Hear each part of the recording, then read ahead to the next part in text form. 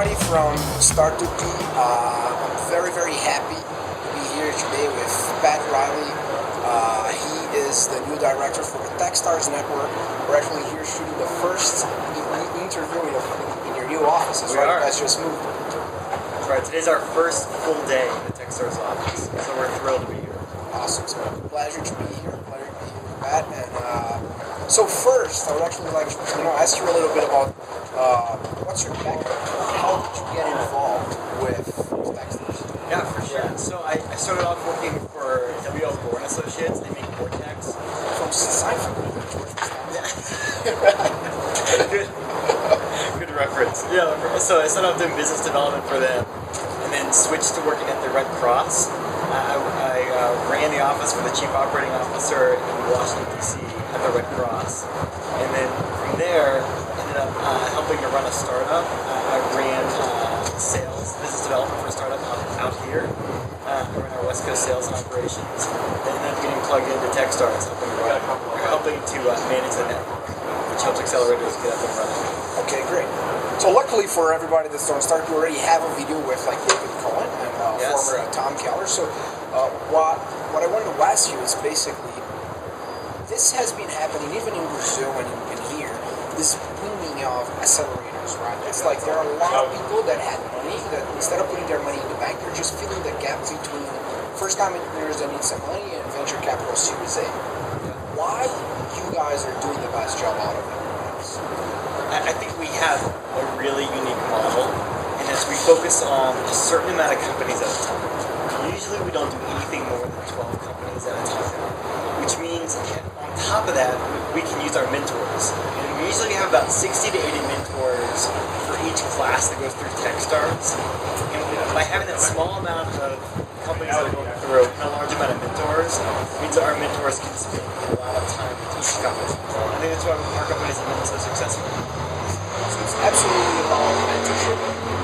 And the thing is that I know that you guys have been having a lot of inquiries from like internationally wise, or even inside here, people that they want to replicate the Techstars model, right? Mm-hmm. Then you guys divided yourself between like Boulder, New York, Seattle, and Boston. Yep. So you have a full demo days and everything else.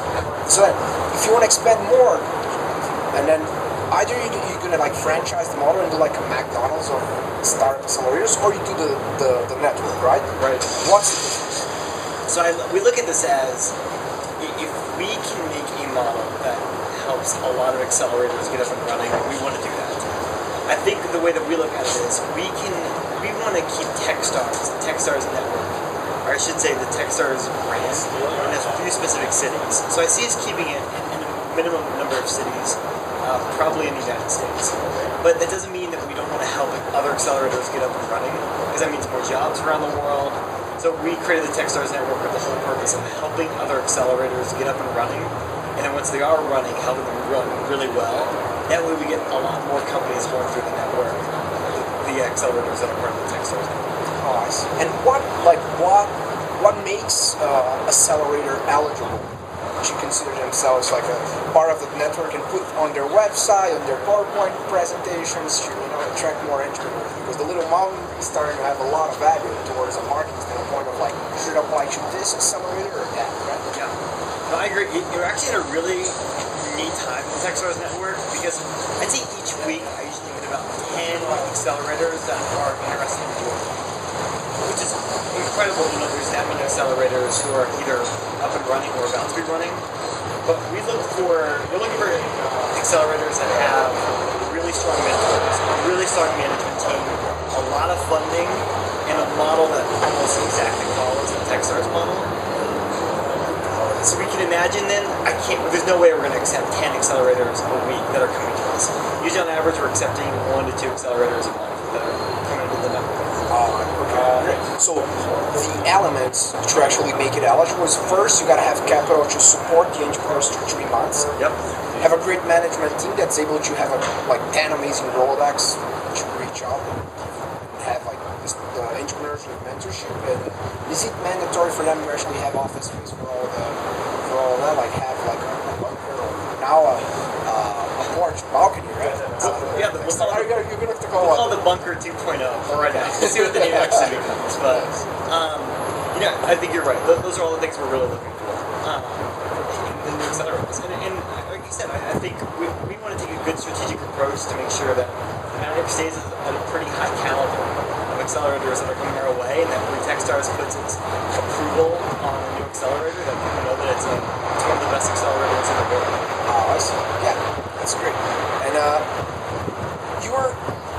I've realized, like, being here for 1 year, right? So I was able to learn a lot from school, from watching what happened, like the follow-ups after the last 2 years, demo day, and today, and this year I had a privilege to be at your demo day, right?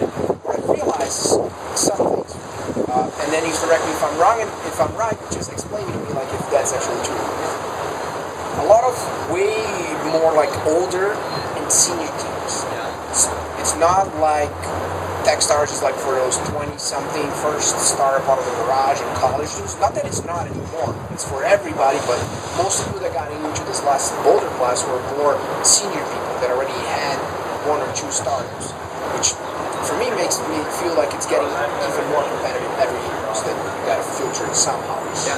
Then the second thing was how much money those people were willing to raise. And 80% of all the startups that went on stage at demo, they already had pre-committed money. Yeah. So, is that a big difference from last year's, and how do you perceive those two changes? Yeah, so I think we look at it as Techstars is in our 4th year of growth. And we're in 4 cities right now that have the Techstars name. That's Boston, Seattle, New York City, and here in Boulder. So what I see is because we've grown the way we have and really taken an approach where we're doing a small amount of companies and putting a lot of mentors on them, we're able to have a lot of successful classes in the past. Right now we're at a success rate of 90% of our companies whether they're still operating or have been acquired. So we look at that in the startup space, that is unbelievable. What that means is that companies now are, no matter what, going to be attracted to that because they know that there's a good chance that they're going to get funding. So with your second question about why do they have so much funding already committed before they get to demo day, it's because people want to get involved with it. They know that the companies that are coming through Techstars are some of the best companies, startup companies that are in the world today.